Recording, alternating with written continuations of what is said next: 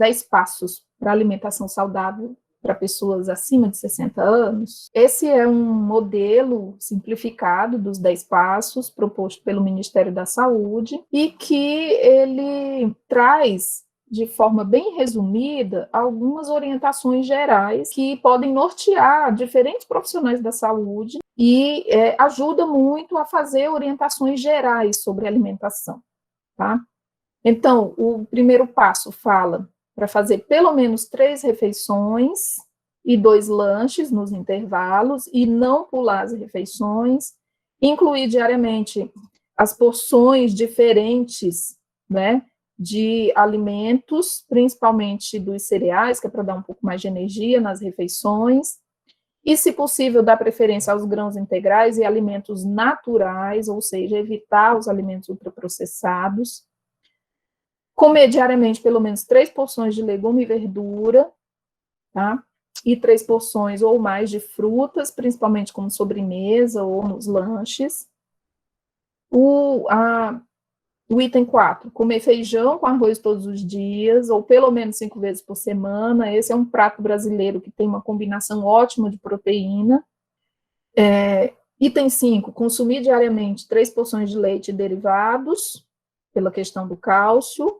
E aí, como eu comentei lá no início, podem ser também aqui, pelo cálcio especificamente, vegetais verdes escuros, e pelo menos uma porção de fonte proteica animal, carnes, aves, peixes ou mesmo ovos.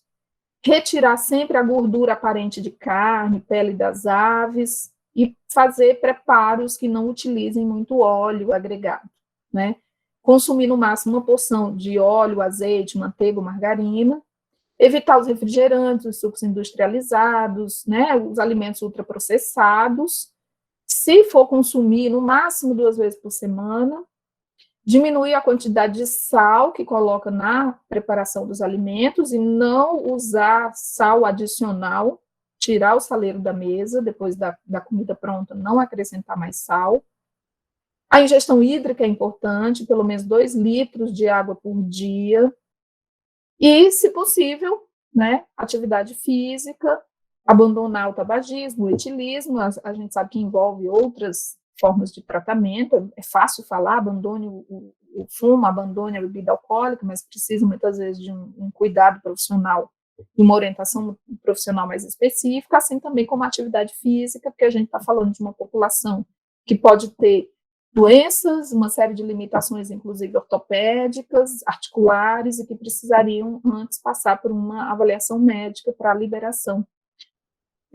A gente precisa lembrar de também, para favorecer uma alimentação saudável, a gente precisa, né, contribuir para que essa alimentação seja prazerosa.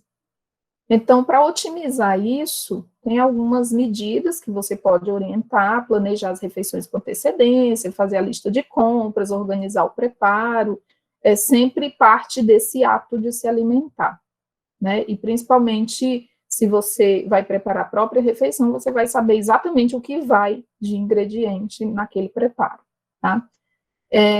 Proporcionar mais disposição para se alimentar também, uma luz adequada, luminosidade, não é? Os recursos, os utensílios, os móveis, enfim, tudo tem que estar de alguma forma adaptado, caso vá ser o próprio idoso que vai fazer sua refeição.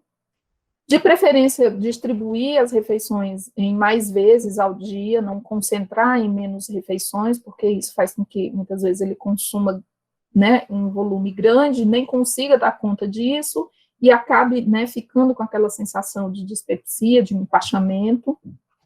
Então, sempre, café da manhã, almoço e jantar, 3 refeições principais, e intercalar com pequenos lanches, estabelecendo horários regulares e sempre adequando também ao uso de fármacos, porque tem fármacos que podem ser, né, consumidos, podem ser tomados junto com o alimento ou distante da refeição, isso precisa ser também adequado, num cuidado multiprofissional.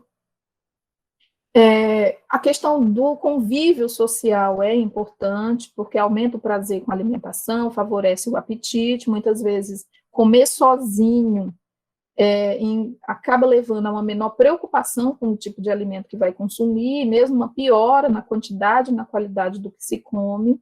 Então, se puder ter companhia no momento da refeição, é importante. E ficar atento também à temperatura dos alimentos, porque nem sempre eles vão ter essa percepção, porque a sensibilidade para os extremos de temperaturas está mais aguçado. Então, evitar alimentos muito quentes ou muito gelados, né, para não dificultar a refeição como um todo.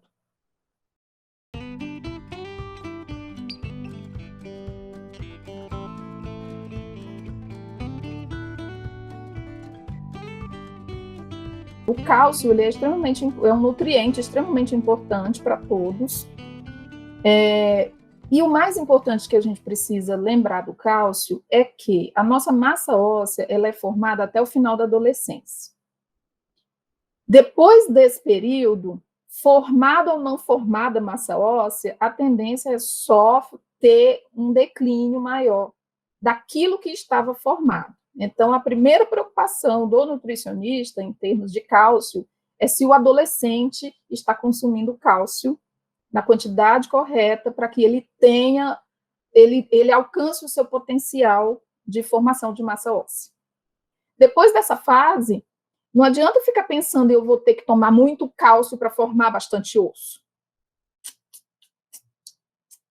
O que a gente precisaria depois dessa fase? Manter o equilíbrio daquilo que já foi formado. Então, fazer uma suplementação de cálcio, ou seja, além do que o que você já consome na alimentação, não vai ser necessariamente o ponto mais importante para que você forme osso, se a gente está pensando no cálcio nesse sentido, tá? Pelo contrário, o excesso de cálcio, principalmente na forma de suplemento, ele pode até ser danoso, porque ele vai se depositar nas artérias e vai calcificar e enrijecer mais ainda essas artérias, tá? Então, é preciso ter cuidado também com essa questão do tomar cálcio, no sentido que eu compreendi aqui, que seria o suplemento.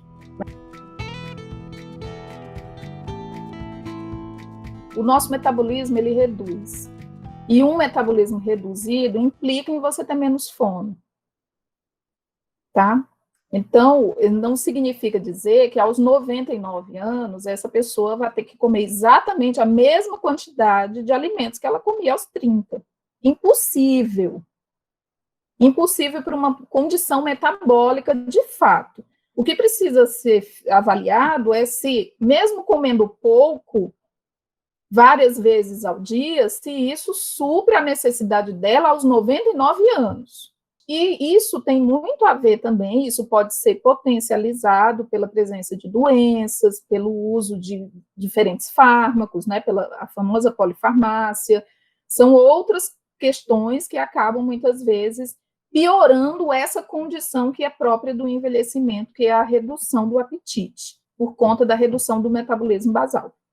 Tem uma outra questão que nesse processo de envelhecimento, a gente tem alteração das papilas que percebem sabor.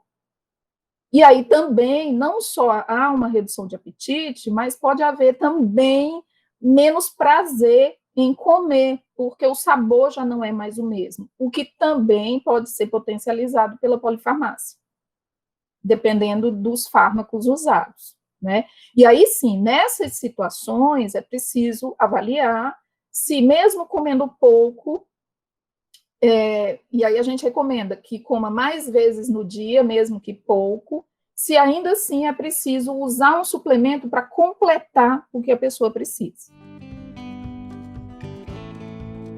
Aí para encerrar eu deixo essa reflexão na forma dessa crônica, que diz que o velho e o idoso é o título. Então, o idoso se renova a cada dia que começa, o velho se acaba a cada noite que termina.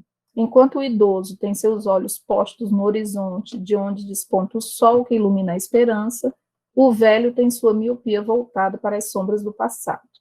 O idoso tem planos, o velho tem saudades. O idoso curte o que lhe resta da vida. O velho sofre o que o aproxima da morte. O idoso leva uma vida ativa, cheia de projetos e preenche de esperanças. Para o velho, as horas se arrastam destituídas de sentido. Suas rugas são feias porque foram vincadas pela amargura.